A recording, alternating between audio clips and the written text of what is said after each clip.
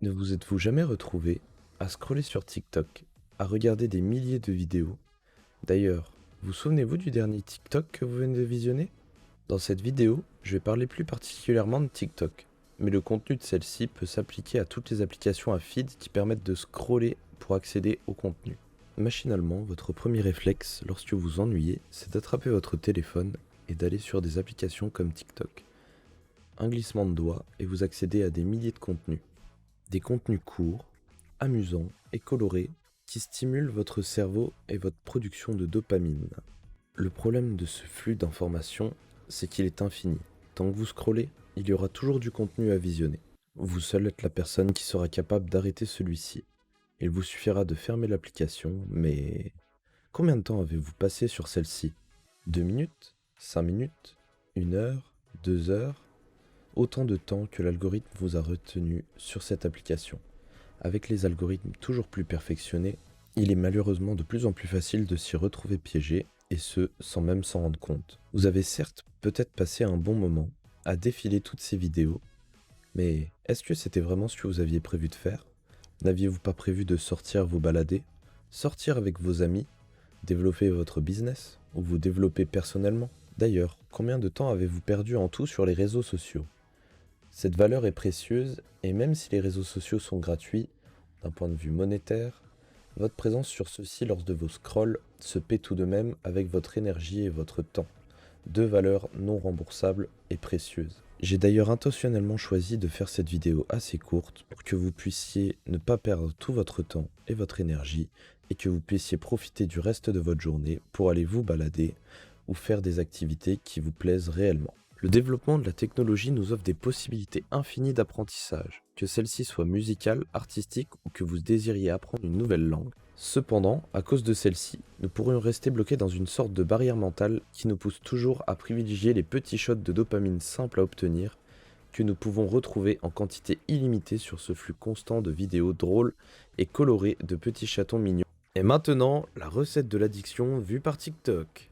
Un flux de vidéos infini, un format court et des informations inutiles. Finalement, le procédé chimique que génère TikTok dans votre corps est similairement le même à celui utilisé par les drogues. Vous allez dans un premier temps passer par la découverte du réseau. Vous allez scroller, l'algorithme va se pointiller et se peaufiner pour vous proposer du contenu toujours plus pertinent.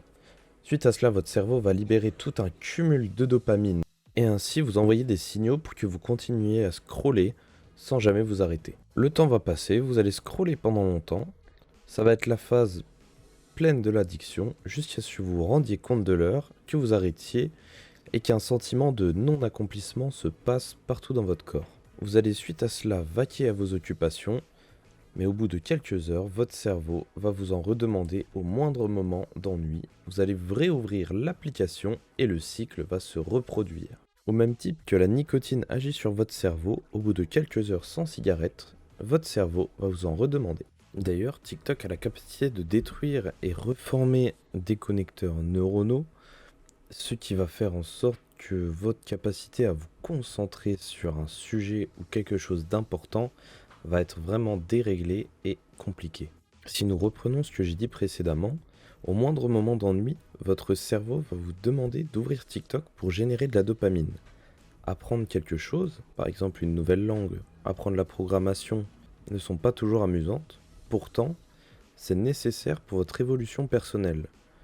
TikTok a la capacité de vous empêcher de progresser en vous demandant de générer de la dopamine. Chose qui peut être faite d'un simple déverrouillage de téléphone ainsi qu'un simple appui sur l'application. Ces comportements poussent à la dépression, au refermement sur soi et à la perte de confiance en soi. D'ailleurs, j'ai remarqué que la plupart des personnes regardant mes vidéos ne sont pas abonnées à la chaîne. N'hésitez pas à le faire et à activer la cloche des notifications, ça me supporte vraiment dans mon travail. N'hésitez pas non plus à partager la vidéo à votre pote qui passe le plus de temps sur TikTok, ça me ferait vraiment chaud au cœur. C'est vrai, dans le fond, même dans un environnement social où tu peux discuter, il y aura toujours une personne qui va sortir son téléphone pour faire 2-3 scrolls sur TikTok et générer son shot de dopamine. Ce que je veux dire par là, c'est que même si t'as prévu de voir tes potes, il peut y avoir des moments d'isolement qui sont générés par votre téléphone sur lequel vous êtes enfermé dans votre bulle pendant 1 à plusieurs minutes, qui n'est pas normal lorsque vous êtes en pleine discussion par exemple. De plus, si vous commencez à avoir machinalement cette habitude à sortir votre téléphone pour ouvrir cette application, une mauvaise habitude que votre cerveau va prendre et cela crée une addiction à la longue. Vous allez être dépendant à votre vidéo, à vos petits shorts, à vos TikTok. Je pense qu'à petite dose TikTok et les vidéos courtes ne sont pas une mauvaise chose, mais cela doit être contrôlé, que ça ne prenne pas le dessus sur votre quotidien. Et surtout que cela n'en réduise pas votre journée à rester sur ces réseaux et ne plus sortir, ne plus vous amuser et vous renfermer sur vous-même comme si le monde extérieur n'existait plus. Lorsque nous vivons des émotions, notre corps vibre à certaines fréquences. Les hautes fréquences sont perçues comme des émotions positives, tandis que les basses sont perçues comme des émotions négatives. Lorsque vous passez trop de temps sur les réseaux sociaux, ne vous est-il jamais arrivé de ressentir de la colère, du chagrin ou encore de la culpabilité ? Comme vous pouvez le remarquer, ce sont toutes des fréquences basses qui ont des répercussions à long terme sur votre organisme. C'est pour cela qu'il est recommandé de ne pas toujours aller sur ces applications et de faire régulièrement des pauses. Si vous vous sentez actuellement addict à ce genre d'application, ce que je vous conseille de faire, c'est d'activer un processus sur votre téléphone qui vous permet d'accéder plus difficilement à l'application et donc à la récompense, de faire en sorte que la récompense soit obtenue plus difficilement.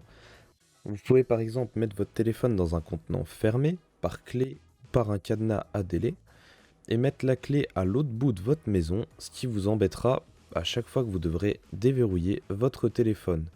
L'envie vous passera certainement et vous pourrez consacrer plus de temps sur vos objectifs et sur les choses que vous vouliez réellement faire à la base. Car je vous le rappelle, le temps est une ressource précieuse que personne ne pourra vous rembourser. Par exemple, quand vous travaillez, vous troquez votre temps pour établir un service pour quelqu'un d'autre. C'est-à-dire qu'on achète votre temps pour que vous réalisiez une tâche, à la place de quelqu'un qui, lui, dépensera son argent pour ne pas réaliser cette tâche. Cette personne économise donc une ressource qui ne peut pas être remboursée contre une ressource qui peut être remboursée. Alors au fond, ne trouvez-vous pas ça bizarre que vous gaspillez votre temps sur ces applications alors que d'autres personnes payent des sommes colossales pour les acheter ? Pour acheter le temps si précieux de quelqu'un d'autre alors que ces applications gagnent le vote gratuitement ? Si tu as aimé cette vidéo, tu peux liker, commenter et s'abonner et on se retrouve la prochaine fois. Allez, salut!